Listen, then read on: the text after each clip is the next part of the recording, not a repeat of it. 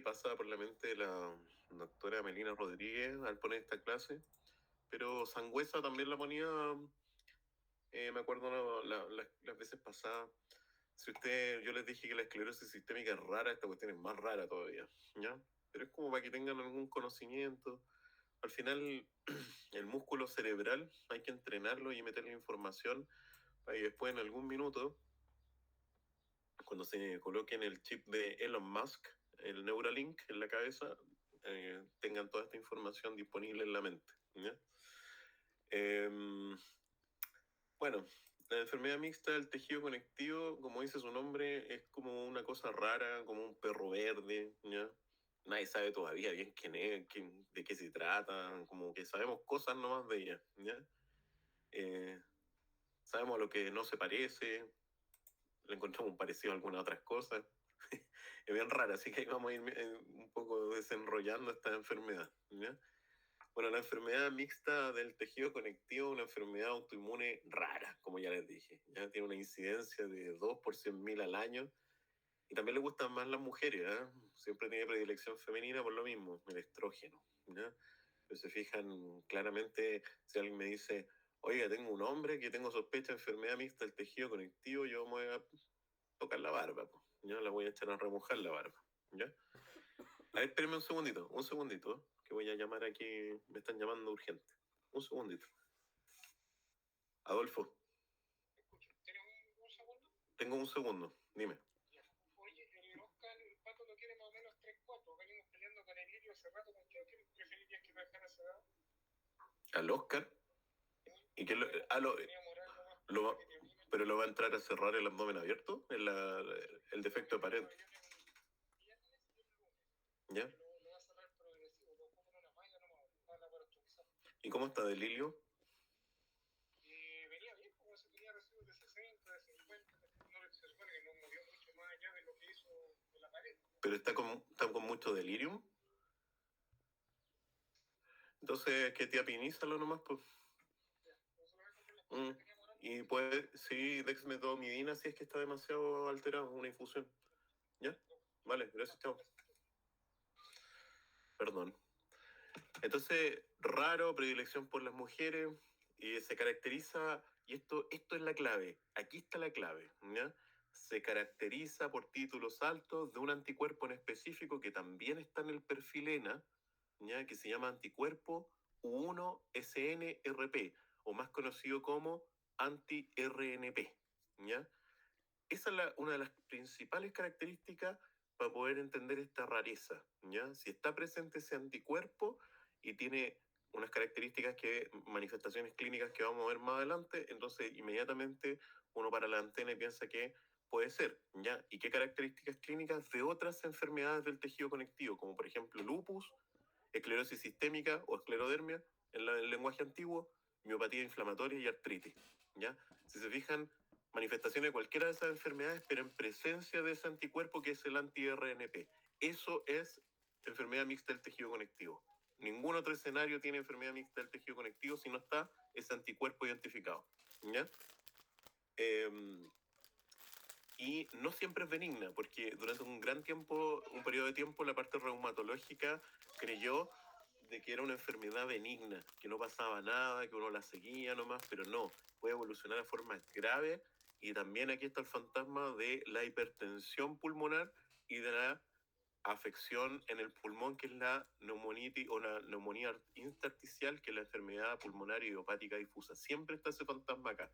Así que no es tan benigna como uno creería. Yo tengo una enferma que tiene un fenotipo de manifestaciones que tiene de alguna manera lupus, y además tiene esclerosis sistémica en su fenotipo de manifestaciones clínicas, tiene positivo el anti-RNP, por lo tanto tiene una enfermedad mixta del tejido conectivo, y yo creo que es de las peores enfermas reumatológicas que yo he visto. Tiene los dedos amputados, tiene calcinosis cutis, tiene enfermedad pulmonar, tiene hipertensión pulmonar, se fuma una cajetilla de cigarro al día, tiene sinovitis, tiene esclerodermia, tiene de todo, ¿ya?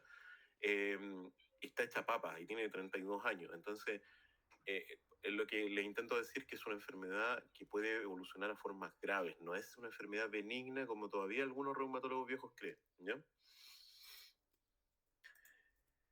Si se fijan, en este esquemita les intento mostrar de que diferentes enfermedades reumatológicas con manifestaciones, siempre y cuando esté presente ese anticuerpo que les dije, que el anti-RNP, pueden constituir algo que se llama enfermedad mixta del tejido conectivo, ¿ya? Etiopatogenia, esta cosa interesante que son cosas más nuevas, ¿ya? Hay gente que se ha dedicado a investigar este perro verde de enfermedad y la principal cosa es que no tiene etiología. No sabemos por qué aparece, pero que sabemos que está este rol clave de los anticuerpos contra esta proteína RNP, ¿ya? La proteína RNP es esa que está bajito en ese esquema que les puse yo. Esa es la constitución de la proteína RNP. Y la proteína RNP, si se fijan en la imagen que les estoy mostrando, abajito hay como un conglomerado de aminoácidos o de proteína que dice D1, B, D3, D2 y no sé qué. Dice SM Protein Complex. Ese SM Protein Complex es un anticuerpo también, se puede desarrollar contra ese complejo que se llama anti-Smith. Eso es lo que dice SM, anti-Smith. Por lo tanto, la proteína RNP contiene el anti-Smith, y el anti-Smith es un anticuerpo que es específico de lupus, ¿ya? Por lo tanto, es relevante conocer la estructura de esta molécula, ¿ya? Está asociada a algunos genes, a unos alelos, ¿ya? Del el complejo de inmunocompatibilidad de los HLA clase 2, DR4, DR1, DR2, sabemos que están involucrados esos genes, ¿ya? Pero sobre todo específicamente de un DRB1, 0401, HLA-B8, esas cosas no las podemos estudiar nosotros en la práctica, pero sabemos que en los estudios que hacemos en el laboratorio hay relación con esos genes, y esta molécula grábensela porque este es el RNP y los anticuerpos van dirigidos contra el anti-RNP, ¿ya? Y acuérdense que la molécula de RNP contiene una porción, un complejo que se llama SM y es el anti-Smith, porque eso también, cuando vean el laboratorio de inmunología o lean lupus, va a decir el anti-Smith es específico de lupus, es un anticuerpo presente que se puede ver en el perfil ENA, ¿ya? Bueno, y aquí el enredo de siempre, ¿ya? Parte todo arriba en ese rectángulo que es de color gris, donde dice el autoantígeno al U1-RNP. Bueno, ¿cómo se produce esto? Porque en el fondo hay una activación a través de toll-like receptors de la célula dendrítica. Después se produce otra vez más activación de toll-like receptors, que son como los basureros, los receptores basureros de todas las células, y empiezan a pasar la inmunidad celular desde formas inmaduras a formas maduras. Se produce una autorreactividad de los linfocitos T a través de citoquinas proinflamatorias. Hay algún rol también del interferón tipo 1, que ayuda también a esta activación de células dendríticas y además a la autoactividad de los linfocitos T. También ahí se activa ya toda la cascada con linfocitos T reguladores, T4 helper, y se produce finalmente una respuesta inflamatoria con injuria de tejido y muchos más anticuerpos a través de una célula B activada y autorreactiva, ¿ya? O sea, aquí tenemos la inmunidad celular actuando y la inmunidad humoral con la manifestación de los anticuerpos contra el anti-RNP, ¿ya? Eso es como más o menos lo mismo de siempre, ¿ya? Y al principio, si se fijan aquí en esto, tiene diferentes capítulos donde dice Possible enfermedad mixta del tejido conectivo, Mixed Connective Tissue Disease. Aparecen los genes que yo les decía que están vinculados, claramente por estos factores genéticos, factores ambientales que desconocemos, pero siempre hay algo teórico. Probablemente Donald Trump nos va a salir con alguna entrevista después diciendo que descubrieron que el paracetamol también genera enfermedad mixta del tejido conectivo, podría ser. Entonces, en el fondo, la radiación UV, las infecciones virales, Chernobyl, todo eso puede activar los genes, y después entramos al estado preclínico donde se producen los cambios de la inmunidad celular y de la inmunidad humoral, donde aparecen los inmunocomplejos, los anticuerpos dirigidos contra la molécula del anti-RNP, U1-RNP. Y ahí después empiezan las manifestaciones clínicas con el tiempo, donde tenemos diferentes cosas: artralgia, artritis, manos edematosas parecidas a las puffy hands, puede haber miositis, hipomovilidad esofágica con pirosis, con reflujo gastroesofágico, ¿ya? fenómeno de Raynaud, hipertensión pulmonar, un montón de otras cosas, enfermedad pulmonar difusa, y ahí aparece ya todo y se concreta el cuadro de la enfermedad mixta del tejido conectivo ya establecida, ¿ya? Así que tiene procesos. Esta cosa es lenta, no se sabe bien en qué momento, pero sí se sabe que le pasa más a las mujeres, ¿no? Y si se fijan aquí, otro enredo, pues, por eso yo les digo que esto es un enredo que uno tiene que disolver, ¿ya? Donde están las mismas enfermedades extrañas que les dije yo del tejido conectivo, la artritis reumatoide, el lupus sistémico, el síndrome de Sjögren, la miositis o las miopatías inflamatorias idiopáticas, y todos con sus anticuerpos dando vueltas aquí, y entre medio está el anticuerpo RNP, ¿ya? Que es lo más importante probablemente de esta presentación. Ahora, tiene manifestaciones clínicas generales. Si bien es una enfermedad del tejido conectivo que tiene manifestaciones sistémicas, repercusión sistémica, tiene manifestaciones clínicas generales y los pacientes tienen estas típicas manifestaciones de fiebre, artralgia, mialgia, que son síntomas constitucionales, ¿ya? Más frecuente de aparición, el Raynaud, ¿ya? El Raynaud, como cuál es la enfermedad, como la esclerosis sistémica, ¿ya? Entonces, muchos de estos pacientes, de hecho, adoptan un fenotipo de esclerosis sistémica, ¿ya? Pero, ¿qué es lo que tienen positivo? RNP, ¿ya? Anticuerpos de RNP. También tienen el edema de manos, que hablamos del puffy hands, puffy fingers, después eso se puede transformar en esclerodactilia. Tienen artritis, sinovitis presente, rash facial. La esclerosis sistémica no da rash facial, pero ¿qué da rash facial? Yo les dije algo en miopatía inflamatoria idiopática. La dermatomiositis podría dar rash facial a través del eritema heliotropo, ¿cierto? Pero también les mencioné que la mariposa lúpica, que respeta los surcos nasogenianos, también es un tipo de rash facial, ¿cierto? Entonces, si se fijan aquí, pueden haber elementos de esclerosis sistémica, como pueden haber elementos de dermatomiositis o pueden haber elementos de lupus. También hay artritis, también puede haber sinovitis y artritis, ¿ya? Entonces, todas estas cosas pueden ocurrir en este misterio de enfermedad. Y manifestaciones más bien graves que puede haber en la enfermedad mixta del tejido conectivo, ya les mencioné la hipertensión pulmonar, ¿ya? Ahora, musculoesquelética, y estas son como las cosas semiológicas que yo intento enseñarles, ¿ya? Poliartralgias de mano, casi todos los pacientes tienen poliartralgias de mano, ¿ya? Y muchas de esas se concretan en un fenómeno de sinovitis, artritis franca, y puede ser incluso igual de erosiva que la artritis reumatoide. Y sobre todo, ¿cuáles son las que van a ser erosivas y destructivas de la mano y deformantes de la mano? Cuando además del RNP tenemos presencia de anticuerpos de artritis reumatoide como el factor reumatoideo y el anti-CCP, que es el ACPA, ¿ya? Pero es el anti-CCP. Esos dos son específicos de artritis reumatoide, pero insisto, las manifestaciones de artritis y los anticuerpos de artritis pueden estar presentes en la enfermedad mixta del tejido conectivo, sí. Y el único prerequisito para que llamarla enfermedad mixta del tejido conectivo es justamente que haya anti-RNP positivo, ¿ya? Y le digo algo más, para que haya anti-RNP positivo, tiene que haber ANA positivo. Porque acuérdense que el anti-RNP es parte del perfil ENA y el perfil ENA es un antígeno nuclear extractable. Por lo tanto, siempre hay ANAs positivos cuando hay algún antígeno ENA dando vuelta, ¿ya?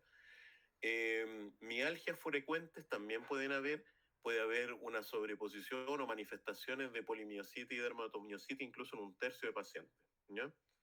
O sea, puede haber miopatía inflamatoria en estos pacientes con CK elevada, con manifestaciones de miopatía, con miopatía proximal, por ejemplo. Sí, puede haber debilidad proximal también en estos pacientes, ¿ya? Manifestaciones cutáneas y mucosa, el fenómeno Raynaud, clásico, sí o sí lo tienen, ¿ya? Esclerodactilia y la Puffy Hands, absolutamente, porque está dentro del fenotipo que mencionamos, parecido a la esclerosis sistémica. Puede haber rash malar como la mariposa lúpica, podría haber, porque también puede tener manifestaciones de lupus. Pápulas de Gotrón, que lo mencionamos en miopatía inflamatoria idiopática, también podrían aparecer. Eritema heliotropo, dermatomiositis, podrían aparecer. Úlceras orales no dolorosas, eso es una característica del lupus, ¿ya? Dentro de las manifestaciones mucocutáneas del dominio clínico del lupus, úlceras orales, ¿ya? Manifestaciones pulmonares. Ahí tenemos de nuevo, vuelvo a insistir, complicación grave, hipertensión pulmonar. La principal causa de mortalidad en pacientes con enfermedad mixta del tejido conectivo, por lo tanto marca pronóstico, es la aparición de hipertensión pulmonar, ¿ya? Y hasta en un tercio de los pacientes pueden evolucionar con esta enfermedad, que es la enfermedad pulmonar idiopática difusa.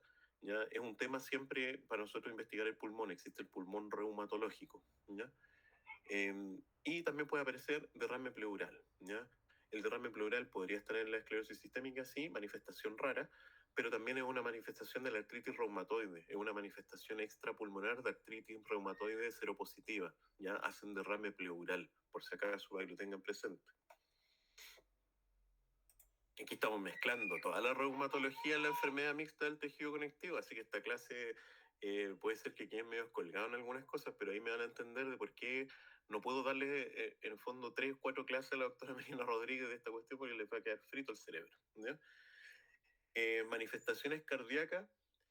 Tenemos, por ejemplo, la pericarditis, ¿ya? Lo mismo que les hablaba yo. Pericarditis puede haber en esclerosis sistémica difusa, sí. También puede haber en lupus eritematoso sistémico, que es parte de la serositis, ¿ya? El lupus puede dar derrame pleural, pleuritis, y también puede dar pericarditis, ¿ya? Y hasta en un tercio de las enfermedades mixtas del tejido conectivo puede aparecer, y generalmente es más leve que en otro tipo de enfermedades, ¿ya? Del tejido conectivo.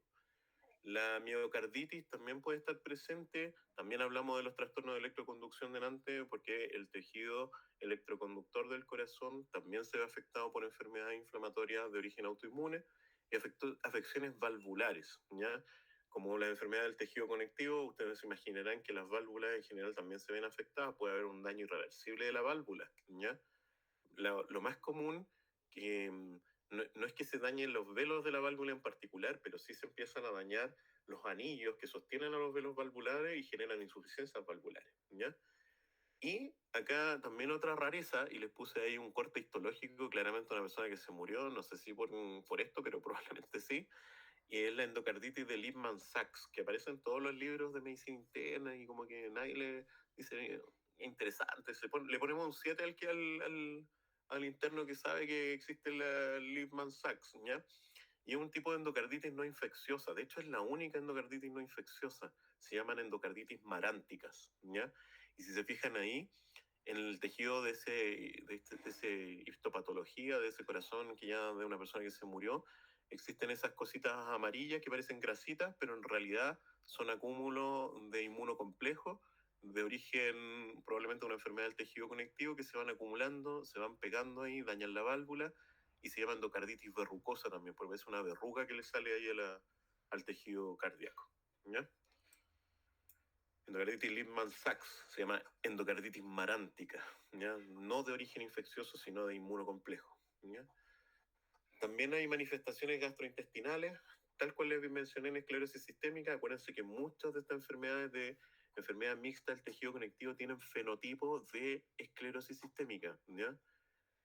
Muchas de estas, pero tienen RNP positivo. Y también tenemos disfunciones esofágicas, disfagia, hipomotilidad esofágica, pirosis, ¿ya? Eh, Puede haber regurgitación, todo lo que estábamos conversando, síndromes de mala absorción, diarrea, y mucha hinchazón, meteorismo.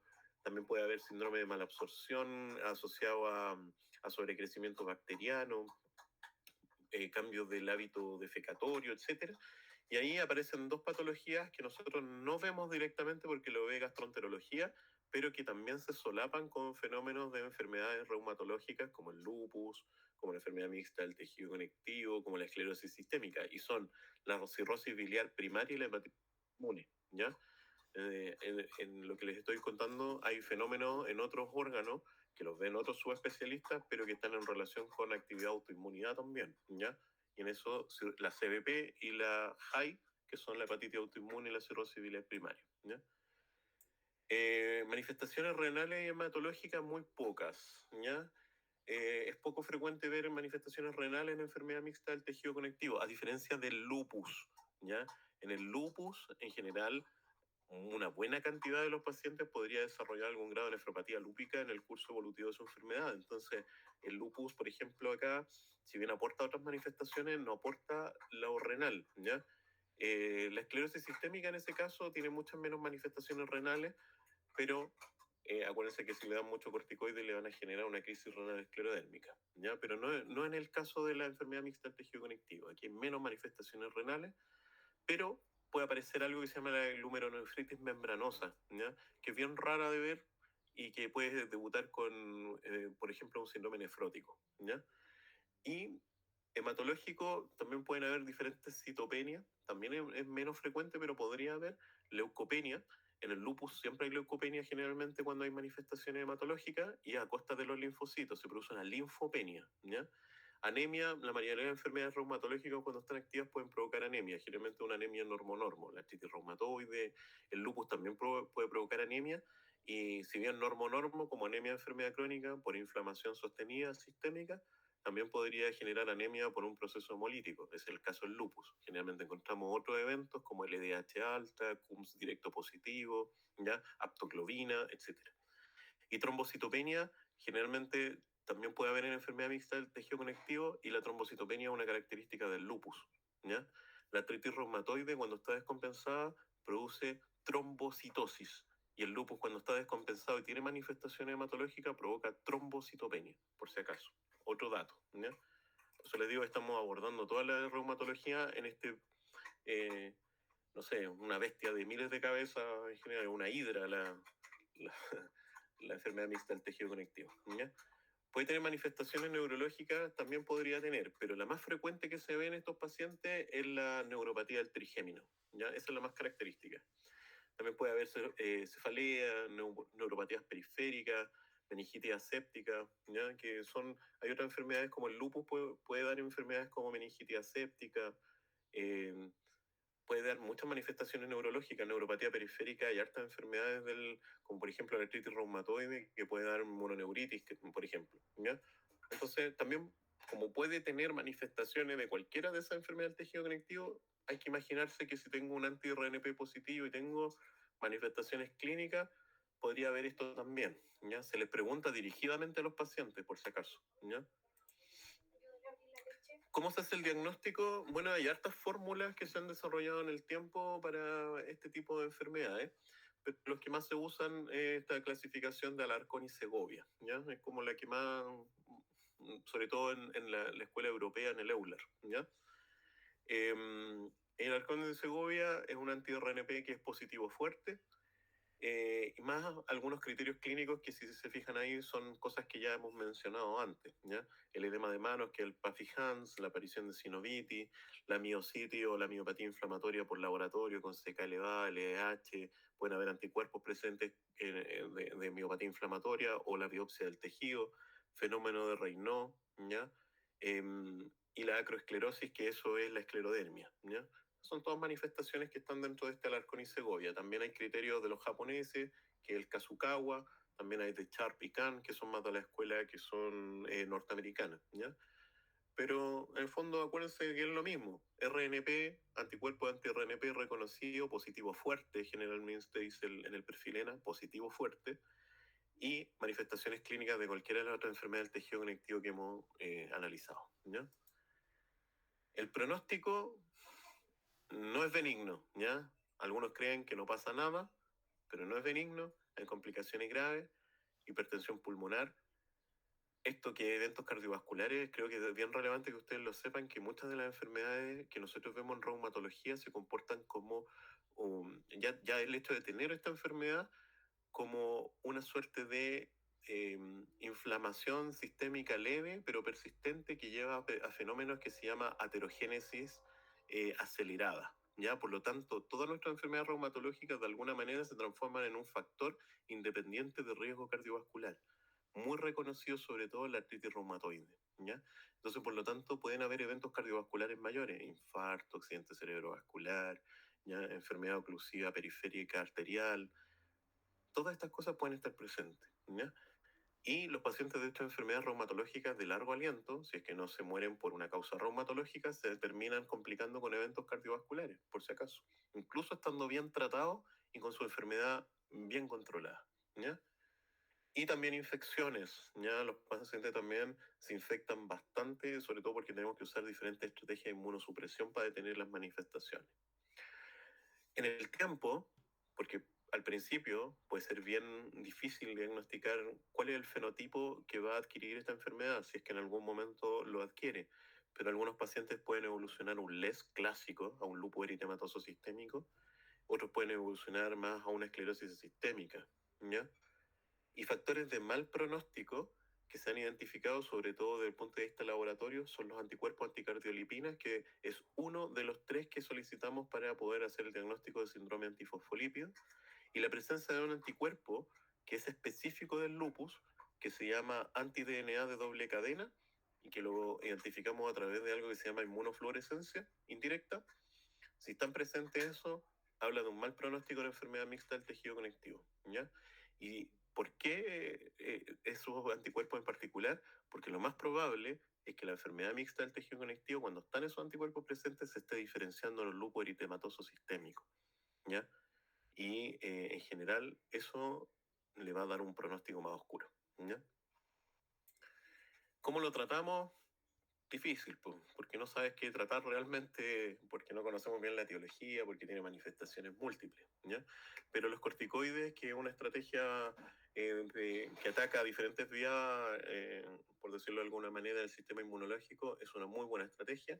Utilizamos inmunosupresores que son los mismos que usamos en enfermedades del tejido conectivo de diferente índole. Entonces, por ejemplo, si el compromiso es más osteomuscular, andaría muy bien el metotrexato. Si el compromiso más es pulmonar y de piel, podríamos usar micofenolato. Si el compromiso es más bien hematológico, podríamos utilizar azatioprina. Todos esos son fármacos que los denominamos ahorradores de corticoides, que son inmunosupresores, ¿ya? En casos severos, generalmente hay poca evidencia, pero podríamos utilizar ciclofosfamida, o podríamos utilizar, como sabemos que hay un linfocito B que está involucrado, un anticuerpo monoclonal anti-CD20 que ataca el linfocito B, como por ejemplo el rituximab, ¿ya? Para el Raynaud, generalmente lo mismo que en esclerosis sistémica, calcio agonista, sildenafil, agonistas de prostaciclina, bosentan, ¿ya? Podemos utilizar diferentes cosas. Y lo mismo para la hipertensión pulmonar, ¿ya? Bosentan, sildenafil, iloprost, que no son los agonistas de la prostaciclina, ¿ya?